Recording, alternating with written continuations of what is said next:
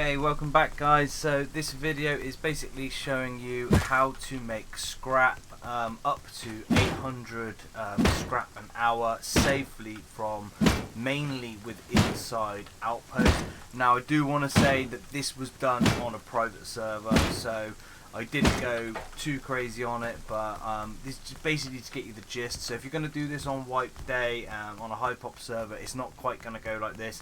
But the whole point of the method is the fact that if you're constantly just roaming around, hopefully you'll be there when the things start to respawn and try and get most of them. Okay, so before I speed this video up, there is a couple of things I want to mention. Make sure you've got lots of sleeping bags outside of outpost so you can spawn near roads, hit a few barrels on those outside roads that are unsafe, and then get back into the safe zone.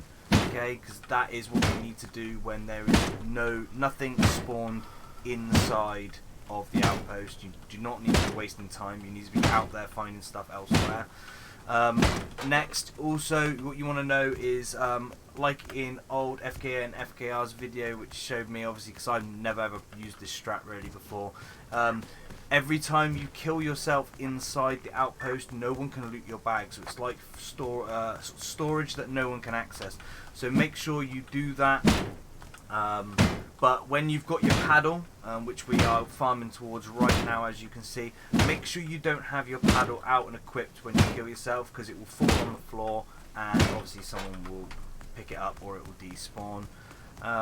Also, one other thing to look out for is if you are hitting barrels or the road signs, posts, make sure that if you're hitting them in the safe zone and there's another player near you, be careful, because people do tend to try and walk in front of you to make you hit them.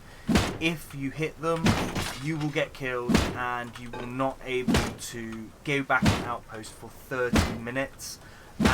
Your loot will still be there after the 30 minutes, but make sure you don't go back there and get shot again, because I'm not 100%, but I'm pretty sure it resets the timer.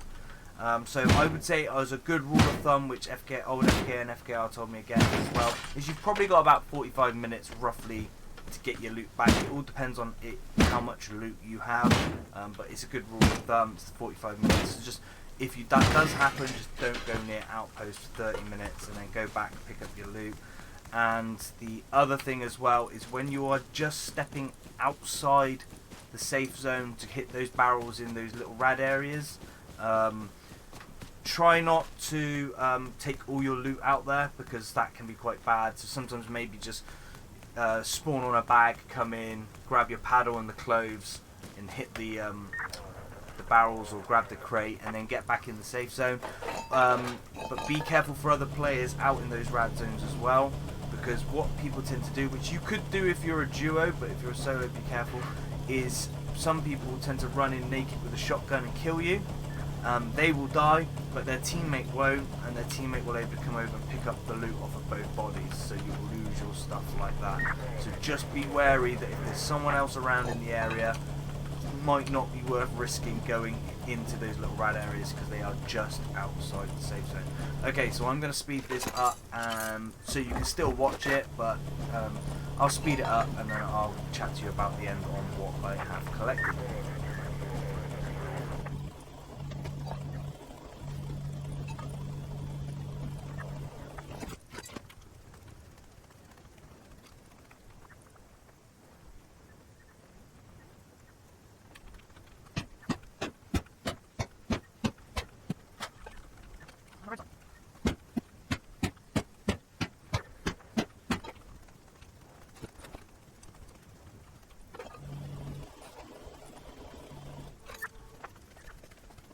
Okay, so as you can see here, I've quickly farmed 100 scrap as fast as I can, and I'm going to spend 75 researching the salvaged hammer and 20 researching the paddle. I thought that was 25, my bad.